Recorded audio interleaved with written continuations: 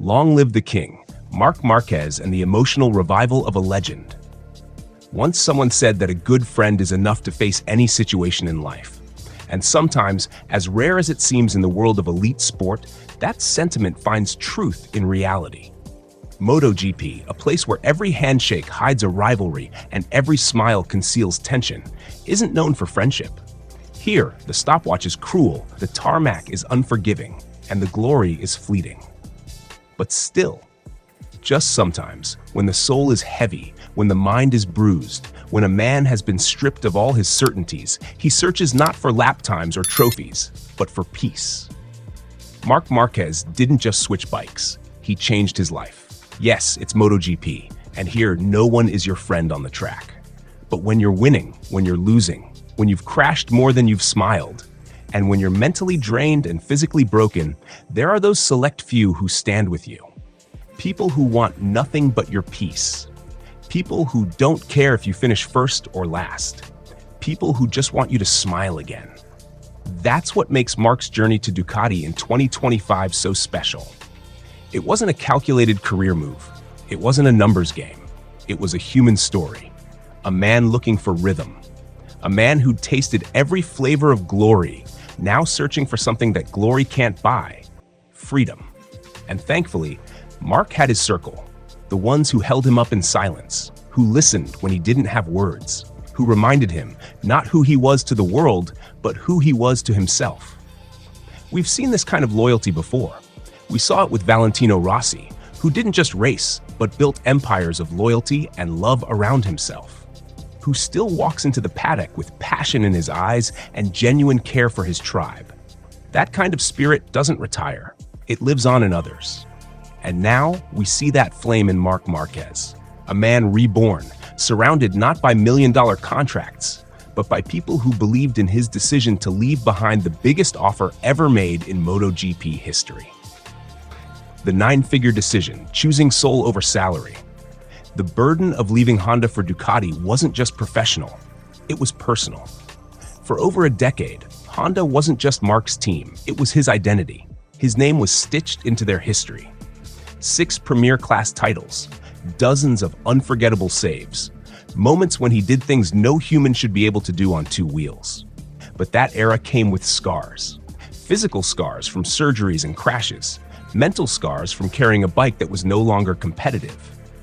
And yet, when Honda came with a renewed offer, an eye-watering 9-figure contract, Marc said no. He said no to Red Bull. He said no to Repsol.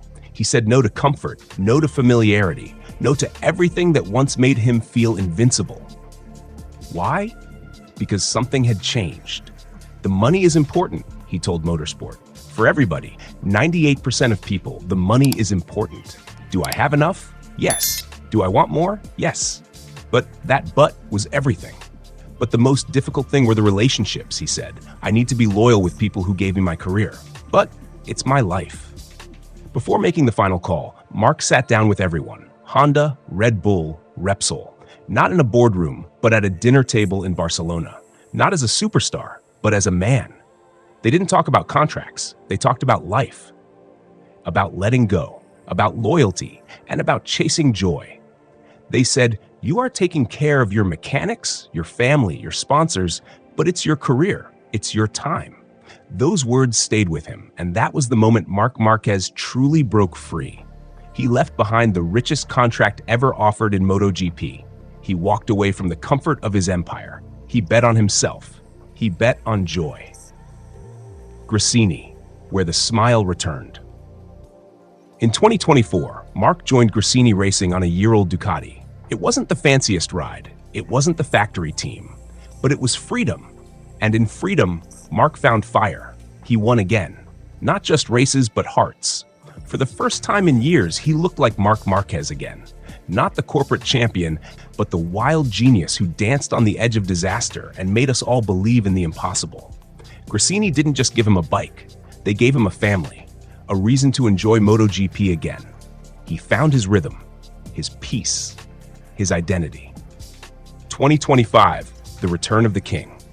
Now in 2025, Marc Marquez has stepped up to factory Ducati, the red beast, the best bike on the grid, the one he's always deserved. And 4 rounds in, he leads the championship. 7 wins out of 8. Dominance, brilliance, mastery. And all the while, his teammate Pecco Bagnaia, a 2-time world champion, the previous king of Ducati, is struggling to keep up. The stats say it. The track says it. The paddock whispers it. The decision that once seemed controversial, Ducati choosing Marc over reigning champion Jorge Martin, is now looking like genius. Jorge, after all, is now at Aprilia. He may wear the number 1 plate, but he's not leading the championship. Not anymore. The crown is shifting. Again, and once more, it's resting on the head of Marc Marquez. Now it feels like a fresh breeze. Marc Marquez, he's achieved so much, he's got a lifetime to live for. A living legend, not just among the greats. He is the greatest. He redefines the very extremes of this sport. Even if he quits today, his legacy is untouchable. The hunger, the risk, the fire in every corner, no one matches his resolve. And now he's back, firing on all cylinders. Glorious, relentless, fearless. When you've been through hell and your people never left you, you've already won. And now, every racing weekend, those same people, they're in tears. They're in awe, watching him rise, watching him glorify the podium every lap he rides at the absolute edge. And it makes every other rider question, am I fast or is he just divine? But no, he's not a god. He's just Marc Marquez, the kid who stood against legends and stole the crown in 2013. The kid thrown into the gravel with a shattered hand. The kid who sprinted back to the grid half-healed. The kid who danced on the devil's edge again and again. The kid who once thought of quitting. The kid who cried inside that helmet. The kid who had enemies praying he'd never rise again. And now, he's on top of the world again. Top of the timesheets, top of the championship. This is beyond racing. It's redemption. It's revenge. It's poetry and speed.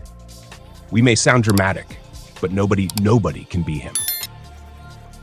Long live the king.